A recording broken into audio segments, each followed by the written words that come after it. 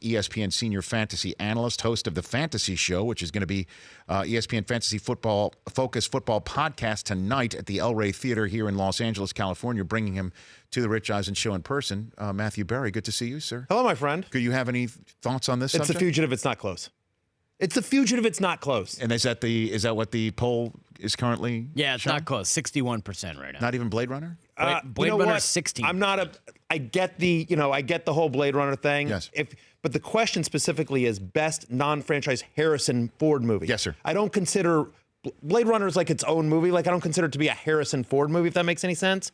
You know what I mean? Like, because anyway. Look, I don't want to argue because I love The Fugitive and it's a remote drop, but Tommy Lee Jones, you could say makes The Fugitive. That's not a Harrison Ford film in a way. Well, he won the Oscar, didn't Tommy Lee Jones win the Oscar? Tommy Lee Jones is great in that movie, by the way. I was just about to bring up Tommy Lee Jones. Yes. But for me, anyway, the question was asked of me, best Harrison non-franchise, I'm going Fugitive. Remarkably, that if you remove the franchises from his IMDb, his filmography, it's kind of slim pickings when it comes down to it. A little bit, but I love Harrison Ford. Oh, my gosh. And by the way, you're removing his franchise. I mean, that's like, moving his franchise. So you're talking about Indiana Jones. It's, it's a little bit of like saying, like, if you remove the Jets from Joe Namath, his career wasn't all that. You know what I mean? Like, it's a little bit like, like if you take Magic away, take Kareem Abdul-Jabbar away from the Lakers, like his career wasn't really terrific. I know. I mean, like, take the touchdowns away from Tom Brady, and what do you got? Right. I mean, it's a little bit like that. I mean, Indiana Jones and Star Wars. I mean, I don't even count the Jack Ryan stuff and whatever. So Harrison Ford's awesome. Good to have you here, Matthew Berry. The Fantasy Show, which made its debut just a few days ago, I guess, on ESPN Plus. That's right. You were hosting that. You're here with the ESPN Fantasy Football Focus Football. Pardon me, the ESPN Fantasy Focus Football podcast. Yeah, not easy to say. No, I know there's a lot. We're live on Twitter this year. Okay. We're live on Twitter, so you know this because you're live every day. But for me, this was the first time. We do the Sunday show, but this is the first time that I'm live. We do the podcast every single day, and I get a little salty on the podcast. So it's been a and listen, and Twitter's a minefield these days. So you got to be. So we broadcast it live every day on Twitter. So if you follow at Fantasy Focus, you can watch us at 11 a.m. Eastern time. Yep. You got it. And we'll talk a little bit more about that. But let's start diving into what people should think, do, et cetera, et cetera. Sammy Watkins just moments ago was removed from the practice field with what was called, hold on, let me get right here. According to Ted Cruz, who's the VP of Communications for the Chiefs, he hurt his hip a little bit, so they pulled him out. And then we find out Nick Foles, who's probably not going to start anyway, has an upper body soreness. Right. Which could be anything. So I have that every day of my life. And that Antonio Brown gets sent home for just a little something. Right. And we're not going to see Doug Baldwin because precautions. Yeah. How do you handle all of this injury news when it's not so obvious for your fantasy Well, it's a couple of different ways. First off, very lucky on the podcast, on the fantasy show, Stefania Bell, who's our injury analyst. She does a great job. She works harder than anyone at ESPN. So mostly what I do is I just ask Stefania. Nice. And but I will say that it's sort of a case-by-case basis. So Sammy Watkins, who has a long injury history, makes you a little nervous. To your point about Nick Foles, is he going to start? Even if Wentz misses the first game or something like that, chances are you're not starting Nick Foles in your league. Like you could go to the waiver wire and get another quarterback, so you're not really worried about that one. Antonio Brown doesn't really miss games. Not really worried about Antonio Brown. Doug Baldwin is the one that's the most curious to me. Like that makes you a little nervous, especially because Baldwin is somebody who I love coming into this year. 175 targets, I believe, between Jimmy Graham and Paul Richardson left the team. We'll see if Brandon Marshall has anything left, Jerron Brown, but honestly, like I felt like Doug Baldwin is coming into the best fantasy situation of his career. A guy who has more touchdowns over the last 3 years than any wide receiver other than Antonio Brown.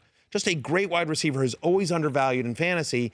And then now this knee thing. But listen, Pete Carroll, now, candidly, Pete Carroll's always optimistic. You know what I mean? Yes, he is. Very optimistic. Yes, so you always have to take what Pete says with a grain of salt, but seems to be okay on Doug Baldwin. I think it lowers him a little bit, but there's never been major injury history with Baldwin. Matthew Berry here on the Rich Eisen Show. Again, check out ESPN Plus, the Fantasy Show, and then every single throughout the 2018 season, streamed live on Twitter at 11 a.m. Eastern Time. Check out the ESPN Fantasy Focus Football Podcast right here on the Rich Eisen Show. But Rich, this is another reason why you hold your draft as close to the opening day as you can. Some of these animals hold their draft. And they're animals. They truly are. They hold their draft like the first week of August. I get emails from some people like, "Hey, when are your rankings being updated? We're drafting this weekend." And I'm like, "It's July, dude. What are you doing?" Animals. Like animals. Agreed. Yeah. It's very upsetting to me. So, what's the earliest you've ever heard of a draft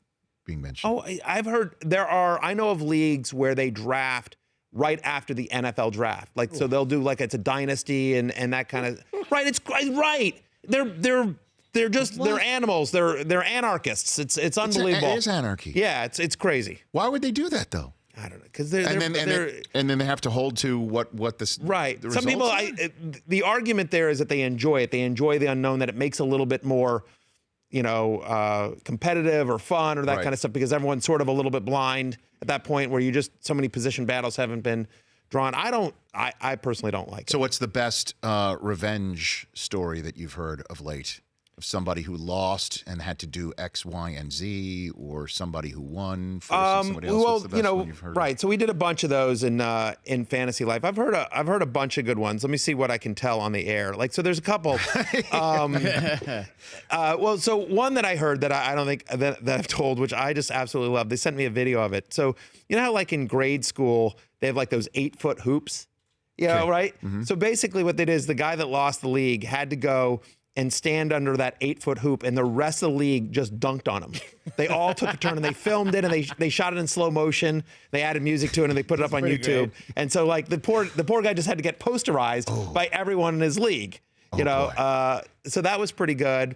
I heard another one where it's an auction league. Yes. And so they get $1,000 of fake money for the auction, but the two last place losers in their league only get $500, and in order to earn the other $500 to come to the auction, they had to go out and be mimes on a street corner and with a hat. And so they could keep up to $500. They could keep whatever they earned as a mime for their auction draft. Wow. And both guys ended up making $500. Like it took them all day, but both guys ended up they had a sign explaining that they lost a fantasy football. And so they get to keep the $500 cash, and then they get the $500 extra for the auction. Yeah, I guess so. Wow. Yes. Can I tell you one where I was on the business end of it? Sure. Yeah. Since I know that a lot of my poker buddies are out there listening and watching and would be upset if I did not mention the one that I was unfortunately on the wrong end of. Sure.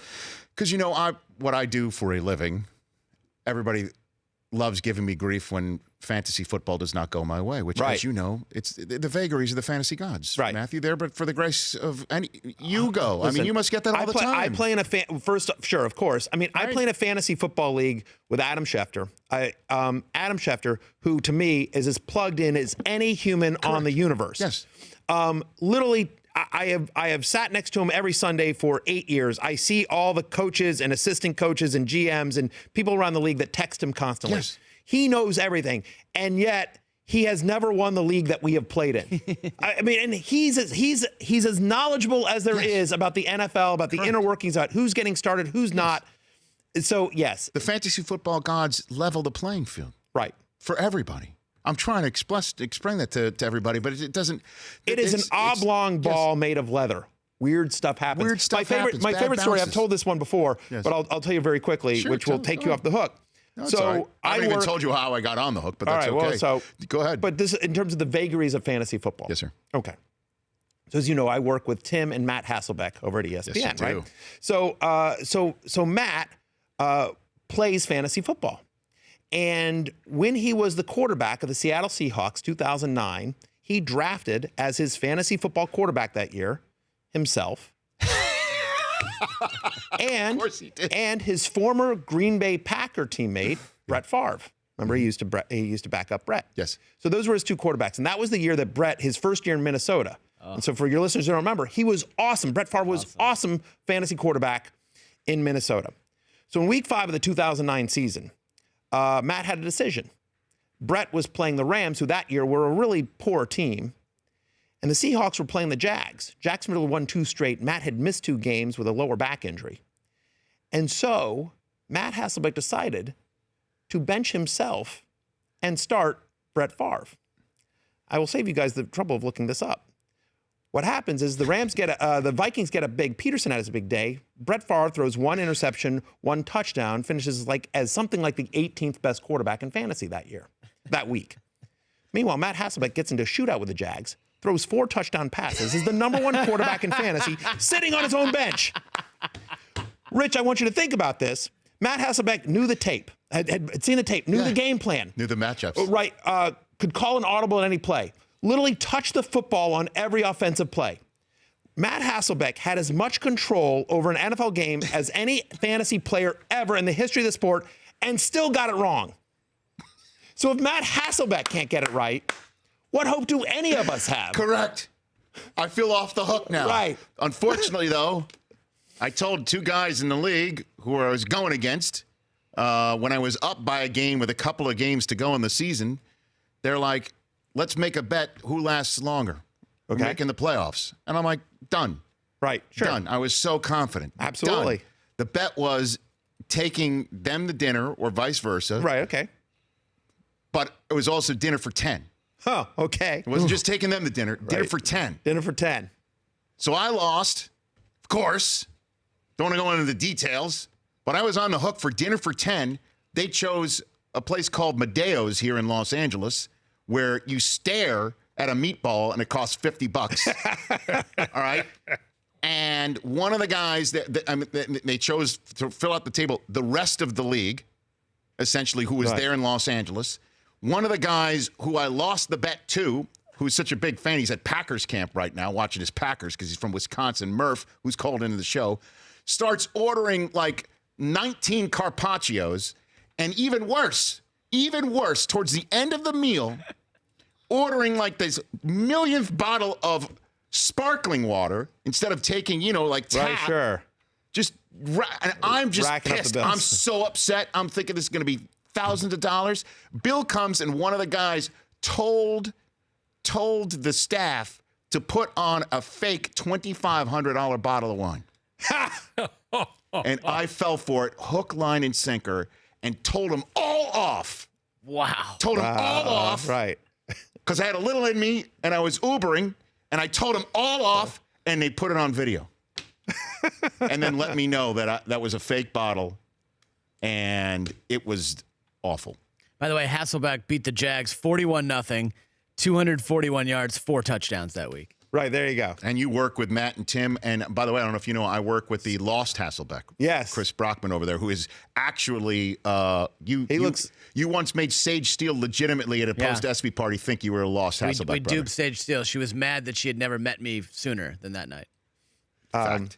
But Tim and Matt are great, and Matt tells that story on himself all the time, and I've written about it. But that's my favorite fantasy football story of all time. Want to take a quick break and give folks some hardcore information that they could actually use portably into a draft that we're assuming they're not animals that's actually still to come. Right. Okay. Done. Matthew Berry here. Again, the Fantasy Show with Matthew Berry on ESPN+. The ESPN Fantasy Focus Football Podcast is going to be a live version at the El Rey Theater here tonight in Los Angeles. If you're in your area, go show up with Field Yates and Stefania Bell, who are currently at Chargers camp, while you do the yeoman's work here in the Rich Eisen Show. Yeah, I'm the one selling the soap. You got it. We're back with Matthew Berry in a moment. All right, welcome back to the Rich Eisen Show. The 2018 PGA Championship begins this week, and you can catch all the action at this year's PGA Championship on DirecTV channel 701 through 705, starting on August 9th. 4 channels of coverage throughout the tournament, plus a mosaic channel, interactive features, in-depth player stats with enhanced scorecards, interactive leaderboard. Call 1-800-DirecTV to order DirecTV, because this is all compliments of DirecTV. Matthew Berry here for another segment as he's in Los Angeles to have a live version of his Fantasy Focus Football Podcast from the worldwide leader in sports on ESPN Plus. As we can catch the Fantasy Show, Matthew Berry is the host of that, and it made its debut just a couple of days ago. All right, Matthew. And they want me to mention Fantasy Football Marathon coming up, because I know we're going to get hardcore. When does that start? August 13th, 6 p.m. ESPN and ESPN2, 29 straight hours of fantasy Are you really football. on for 29 straight hours? Yeah. So I've done it for 2 straight years. I'm doing a third year. Me and Schefter do it. We're on the whole time, and then Lewis Riddick and all of our insiders and Field Yates, Stefania Bell, and Tim Hasselbeck, all of our fantasy experts, Mike Clay, and so August 13th. August 13th. Into the 29 straight 14th. hours. Into yeah, the into 14th. the 14th. Yeah. That's amazing. A lot of energy drinks. So let's just one quick macro question for you. Yeah. What is your philosophy on drafting a quarterback? Wait. Whenever. Like, What do you mean whenever? Aaron Rodgers is going to be sitting out there for somebody's first round, and somebody's always taking that. I won't consider a quarterback until the 5th round. Now, listen. Fifth round. And how honestly, many teams snake draft? In a 10-team snake draft. Okay. Which is ESPN standard. But even in a 12-team, like the quarterback position is so deep. So we did this study, and we looked at average draft position on ESPN.com and the millions of people that play with us. And then we looked at where they finished in terms of fantasy points. And over the last 5 years, 52% of quarterbacks that were drafted as top 10 quarterbacks finished inside the top 10 as a quarterback. So in other words, basically half of the quarterbacks that were drafted as top 10 quarterbacks ended up finishing the year as a top 10 quarterback. It's a position that is so deep. When you think about guys like Deshaun Watson or Carson Wentz from last year, here's some guys that are going outside the top 10. Mm-hmm. So in ESPN, where you play one quarterback, and so in theory, the top 10 quarterbacks are your starters, right? Yes, sir. Yep. Some of the quarterbacks going outside the top 10 right now: Jimmy Garoppolo, Alex Smith, Matt Ryan, Phillip Rivers, Matthew Stafford. I mean, great quarterbacks that you would be perfectly fine with having as your starter. So, like Andrew Luck's going around 10. So it's just. Is he really? Yeah. You'd go there, Andrew Luck? At 10, sure. I mean, first off, he's throwing real footballs, which is exciting. That's exciting. I mean, let's be clear here. No more nerfs for Andrew Luck. No, look, Andrew Luck, when healthy, the last 2 years he was fully healthy, he was a top 4 fantasy quarterback. So you're telling me I got a potential top 4 fantasy quarterback at QB 10? And if it does not work out for Andrew Luck for whatever reason, the pool is so deep.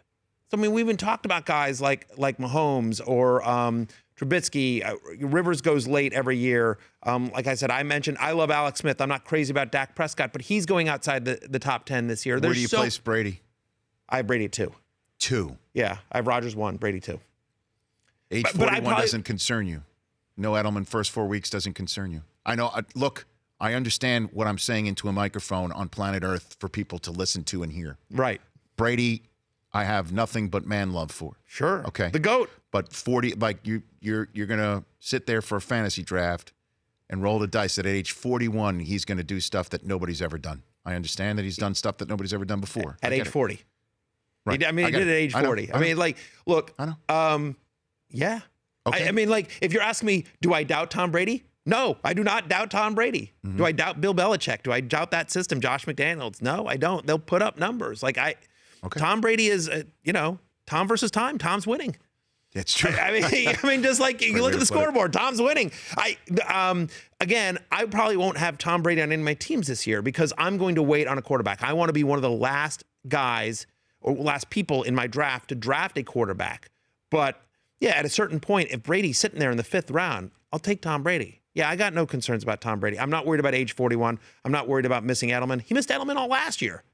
Did just fine. Matthew Berry, a couple more minutes here with him on the Rich Eisen Show. Those who have the first overall selection, who do you suggest? I have Le'Veon Bell just slightly over Todd Gurley, but I think if you go Le'Veon, Gurley, David Johnson, Ezekiel Elliott, Antonio Brown, any one of those five, you take it 1, I've got no issue with. They're all superstars. But at that level, you have to nitpick a little bit. And Le'Veon Bell, for me, has done it longer, more consistent. Contract year for him. My sense is that the Steelers are going to move on from Le'Veon after this year. So I think they run him into the ground. So I think his usage will be off the charts. I'm a little nervous about some regression from Todd Gurley. Again, I have him at 2. Mm-hmm. But over the last 10 years, there have been 5 running backs that have scored 19 touchdowns in a season. One of them's Todd Gurley. We'll see what he does this year. 4 of the previous 5 have scored 8 or less the following year. Which of the last year's fantasy darlings in Kamara, Fournette, and Kareem Hunt do you think actually has another one of those years? I think they all do. All of them. I have all 3 in my top 10. So, I mean, Kamara is a special player. in terms of like no player had more big plays per touch What a home than run Alvin hitter. Alvin What a Kamara. home run hitter. It was remarkable. And remarkable. You know, he's got the First four down every damn touch, it seemed like. he's an unbelievable player. right. I mean, they got rid of Adrian Peterson because of what they had in Alvin Kamara. That's why Peterson couldn't get on the field in New Orleans, because Sean Payton took a look at what he had in Kamara and was just like, yeah, that guy's not coming off the field. Right. So, and with the first four, with Ingram suspended for the first 4 games, I think Kamara has a chance to, wait for it, run with the job. Nice. And then Kareem Hunt was my last year, my fantasy ride or die last year. So Kareem Hunt's a special player, I believe. And Fournette, listen, the Jags, just the usage they get out of Fournette, they improved their offensive line this year. They're going to run even more. I mean, like, so I have all 3 guys in my top 10. Who's your sleeper? Who do you like? People that you think is going to be. I know you knew the question's coming. Right, You get it all the time. Well, But, so I my, mean, my fantasy ride or died this year, and he's becoming less of a sleeper as we get closer and closer, is Darius Geis. That's what I thought too. I love Darius Geis. I know. He got the first snap of Redskins training camp too. I think they're ready to. I'm with you too. This is a guy that should have been a first-round pick, and you know, whatever. There were rumors swirling about him. And by the way, Washington D.C. loves this kid. Every person I've talked to around the team loves this kid, and people don't realize how run-friendly a Jay Gruden offense is. Last year, if you took Rob Kelly and Samaje Perine, remember the Redskins, who were starting on their offensive line, guys off the street. I mean, they were so beat up. And the whole offense was just a mess. The entire team was injured. And yet last year, they couldn't run the ball. And still, Samaje Perine and Rob Kelly, if you combine them into one player, they would have been tied for 3rd in goal-to-go rushing attempts last year. So now you get Darius Geis, who in the history of the SEC, of running backs that had at least 400 carries in the SEC, only Bo Jackson has a higher yards per carry average than Darius Geis in the SEC. He averaged 6.5 yards running for LSU with no quarterback. He saw so many 8-man fronts. Like, this guy is just a beast of a talent. He's a better pass catcher than he gets credit for. I think people are worried about Chris Thompson. Look, they want to limit Chris Thompson's role on the field because of his injury history. So Geis is going to catch the ball more than people realize.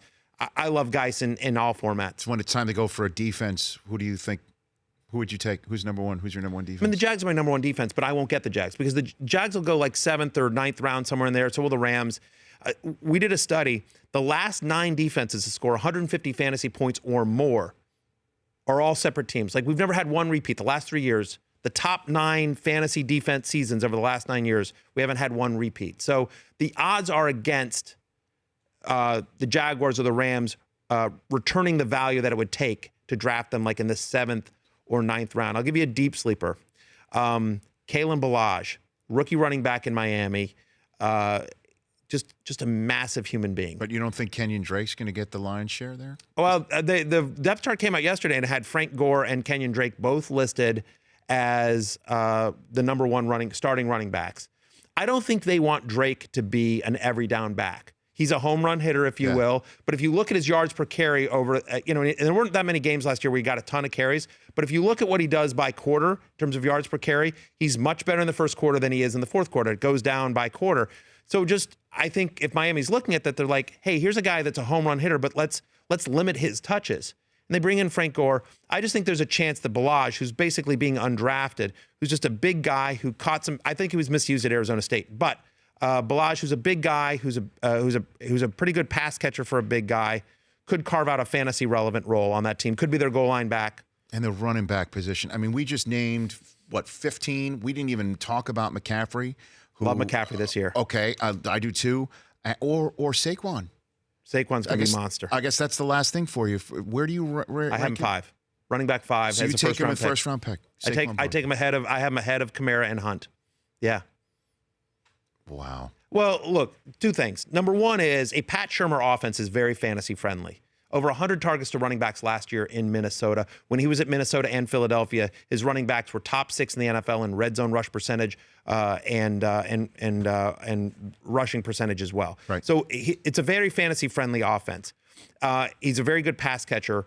You think about Beckham and Ingram and Shepard going deep, right? You're just so many dump offs to Saquon Barkley. And the other thing, Rich, that I think gets overlooked a lot in fantasy analysis, and I think this is someone you can talk to, with your role with the NFL, is that the politics of a football team play into football teams are like any other business, right? There are politics and involved.